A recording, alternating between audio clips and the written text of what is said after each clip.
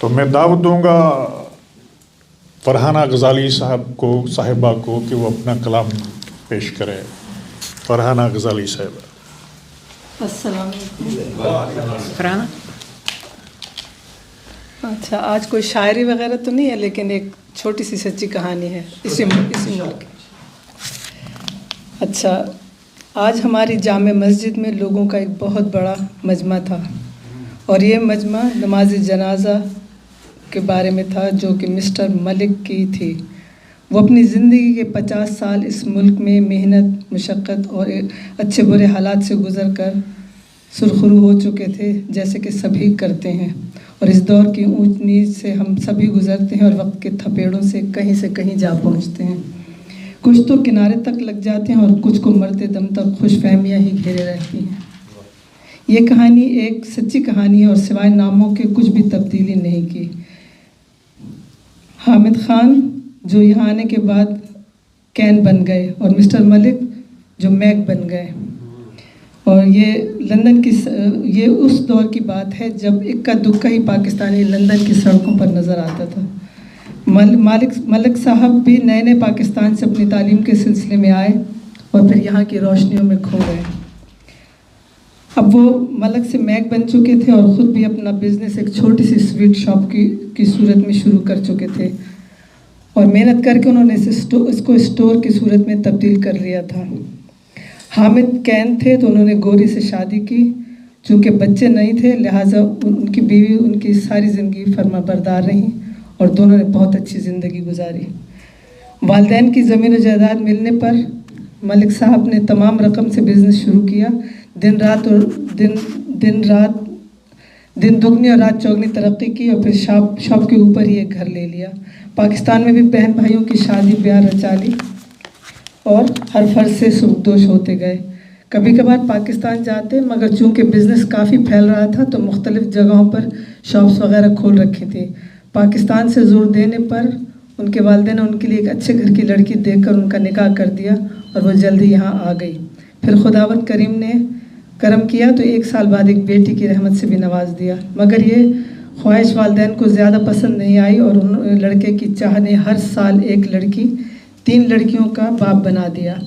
मलिक साहब के वालिदैन ने दूसरी शादी का जोर दिया, यहाँ तक कि ये मुमकिन ही ना था। लिहाजा तय पाया कि पाकिस्तान में शादी कर दी जाए।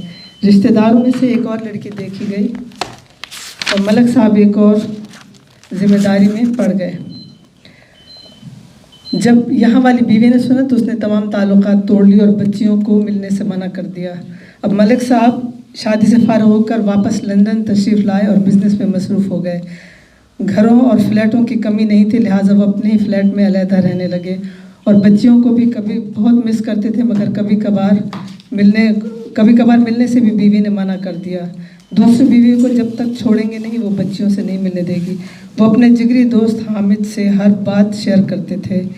कुछ साल बाद ही बेटे की खुशखबरी पाकिस्तान से आ गई और मलिक साहब इस खबर को सुनते ही फ़ौरन पाकिस्तान रवाना हो गए और हामिद ने सब कुछ संभाल लिया। वालिदैन की खुशियाँ बहन भाइयों की खुशियों से बढ़कर नज़र आ रही थी। कुछ अरसे बाद ही वापसी हो गई और फिर इस मरतबा वो बच्चों से मिलने का इसरार करते रहे, मगर वो बेटे की आमद पर बेहद मसरूर थे कि कल मेरा बेटा बड़ा होकर यहाँ आकर तमाम बिज़नेस संभाल लेगा। मलिक साहब ने काफ़ी नामी ग्रामी बिजनेसमैन बन चुके थे, लिहाजा और खुदा ने उन्हें 3 बेटों से भी नवाज दिया था। कोर्ट के थ्रू वो बेटियों से भी मिलने लगे थे। ये सब करते कराते बच्चियां जवान हो गईं, कॉलेज यूनिवर्सिटी में पहुंच गईं और पाकिस्तान वाले बच्चे भी स्कूल से निकलकर कॉलेज तक आ गए, मगर वो अपनी वाइफ को पाकिस्तान से यहाँ बुलवा नहीं सकते थे। उनकी दूसरी ज़ौजा मोहतरमा की यही शर्त थी कि पहली को तलाक दें, फिर मैं अपने बेटों को वहाँ भेजूँगी। गरज सिलसिला चलता रहा, कोई हल निकल नहीं रहा था और अपने बिज़नेस में मसरूफ़ रहे। गालबन अभी वो इतना वक्त भी नहीं निकाल पाते थे कि इन मसलों को हल करें। बड़ी बेटी की शादी उसकी पसंद से कर दी थी, मगर वो चंद लम्हों के लिए बाप से मिलने आई और एक बड़ा सा चेक साइन करवा के बाप ने उसे भीगी पलकों के साथ रुखसत कर दिया।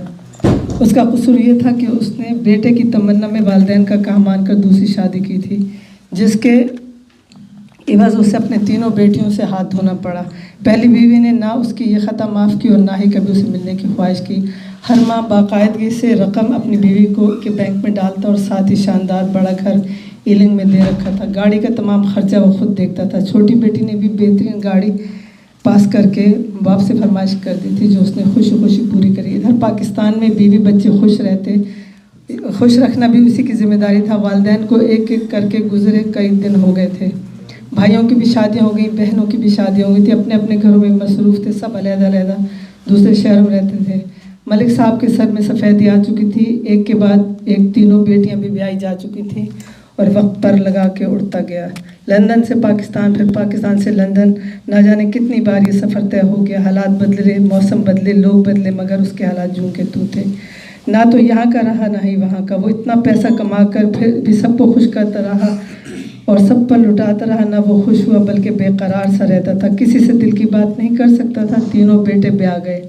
बीवी ने एक बेटे को भी लंदन जाने की इजाज़त नहीं दी और ना ही मलिक साहब ने ज़्यादा जोर डाला कि चलो पाकिस्तान में अच्छे खासे पढ़ लिख कर बेहतरीन बिजनेस कर रहे हैं, इज़्ज़त की रोज़ी कमा रहे हैं। इज़्ज़त सभी कुछ खुदा ने सब कुछ अता किया था, मगर कहते हैं ना कि मैं नायाब उलझनों की मुकम्मल किताब हूँ, मेरे सिवा कोई नहीं जानता मुझे। पाकिस्तान में ही हार्ट अटैक हुआ। बच्चों ने फ़ौरन अस्पताल पहुँचाया। मलिक साहब की ज़िंदगी तो बच गई, मगर वार्निंग थी कि दूसरा अटैक जानलेवा भी हो सकता है। लंदन में फैला कारोबार देखने वाला कोई नहीं था। अस्पताल से निकलते ही लंदन का इरादा किया और चंद माह में तमाम बिजनेस बेचकर सारा पैसा बैंक में डालकर दोबारा पाकिस्तान चले गए। जाते वक्त बच्चियों को बुलवाया और बताया कि मेरा हार्ट अटैक से काफ़ी हार्ट डैमेज हो गया, लिहाजा मैं पाकिस्तान जा रहा हूँ। लेकिन सभी को बिज़नेस और प्रॉपर्टी की फ़िक्र लगी थी। उन्होंने बताया कि वो मैंने बेच दिया और बग़ैर सवाल जवाब किए वापस आ गए। बीवी उठते बैठते ये कहती कि अच्छे दिन तो लंदन में गुजार दिए पहली बीवी के साथ, और अब बीमारी लेकर हमारे पास आ गए। पाकिस्तान में वही तालीम याफ्ता और वो कम तालीम याफ्ता औरत थी जो यहाँ के हालात को नहीं जान सकती थी। अपना कीमती वक्त निकाल कर कभी कभार मिलने के लिए उसके बच्चे आ जाते थे, जो तकरीबन 6 माह के बाद ही उसको शदीद कमर के दर्द की वजह से दोबारा अस्पताल जाना पड़ा। तो पता चला कि दोनों गुर्दे ख़राब हो रहे हैं। अपने अजीज़ दोस्त हामिद को फ़ोन करके तमाम हालात से आगाह किया, बल्कि एक बड़ी रकम से अपने कफन दफन और तमाम इंतज़ामात का भी कहा। एयरपोर्ट पहुँचते ही हामिद ने अपने दोस्त को गले से लगा लिया। दोनों खूब रोए तो हामिद ने तमाम टेस्ट वगैरह लेकर सीधा हॉस्पिटल ले जाना ज़रूरी समझा। फिर हामिद से मशवरा किया कि अपना तमाम पैसा जायदाद अपनी औलादों को देना चाहता हूँ, वहाँ वालों के लिए सब छोड़ावें। यहाँ तो हामिद खामोश रहा, फिर आराम करने का इशारा करके निकल गया। हामिद उसका वाहिद दोस्त था जो उसके हर हाल से बाखबर था और दोनों की दोस्ती बरसों पुरानी थी। वो बेलौस थी, यहाँ तक कि अक्सर हिसाब किताब हामिद ही देखता था। छोटी बेटी को फ़ोन करके बताया कि वह अस्पताल में है, वापस आ गए। बेटी शाम को अपने शौहर के साथ मिले आई और बातों में बताया कि वो यहाँ की तमाम प्रॉपर्टी, घर, फ्लैट्स वगैरह वकील के थ्रू तुम सबके नाम करना चाहता है। सुबह ही वकील की अपॉइंटमेंट बनवाई गई और पेपर साइन करवाने के लिए वकील के साथ दोनों दामाद भी आ गए थे। गरज सब जायदाद, पैसा तीनों बेटियों के नाम, बीवी के नाम, घर का हामिद के लाख मना करने के बावजूद फ़ौरन इस सब के हवाले कर दिया। अब उसमें सिर्फ 2 हफ्ते लग गए और ये सब काम हो गया। मलिक साहब का दिल बेहद घबरा रहा था कि वो मज़ीद अस्पताल में रहना नहीं चाहते। हर रोज़ उनका एक ही सवाल होता कि मैं घर कब जाऊंगा। और फिर एक सुबह एक डॉक्टर ने उनका हाथ अपने हाथ में लेते हुए नहायत नरम लहजे में बताया कि आपके पास टाइम बहुत कम है, लिहाजा आप चाहें तो यहाँ रहें या अपने देश चले जाएं या फिर अपने बच्चों के पास। हम bed, social workers, social services सबका इंतज़ाम कर देंगे। मलिक साहब तो वैसे ही तैयारी में लग रहे थे, जानते थे कि ज़िंदगी में अब कुछ रहा नहीं है। फ़ोन उठाकर बड़े दामाद को कहा कि वो आ जाए, उसे सारी बात बताई। वो अच्छा कहकर चला गया। मलिक साहब ने अपना मुख्तसर सा सामान बैग में रखा, दवाइयाँ तो थी नहीं। नर्स ने देखा तो हेल्प करने आ गई। Oh so you are living now, मुस्कुराते हुए कहा। हालांकि वो जानती थी, लेकिन अपने ख़ानदान वालों और ख़ासकर बच्चों के बीच में वो मरना चाहता था। यही एक ख्वाहिश थी कि मैं चंद दिन अपनी बेटियों के साथ रहूं। हाँ, तो तुम बहुत लकी हो, तुम्हारी बेटियाँ और तुम्हारे दामाद रोज़ाना तुमसे मिलने आते हैं और तुम्हें ज़रूर अच्छा टाइम देंगे। और फिर वो शावर लेकर अपने जो कपड़े लाया था वो पहनकर कोट पहना और तैयार हो गया और कुर्सी पर बैठकर इंतज़ार करने लगा कि कोई ना कोई आता ही होगा। सुबह से 3 बज गए। वो सोच नहीं बस एक ही सफ़ा हो रहा है, बस ख़त्म कर लो।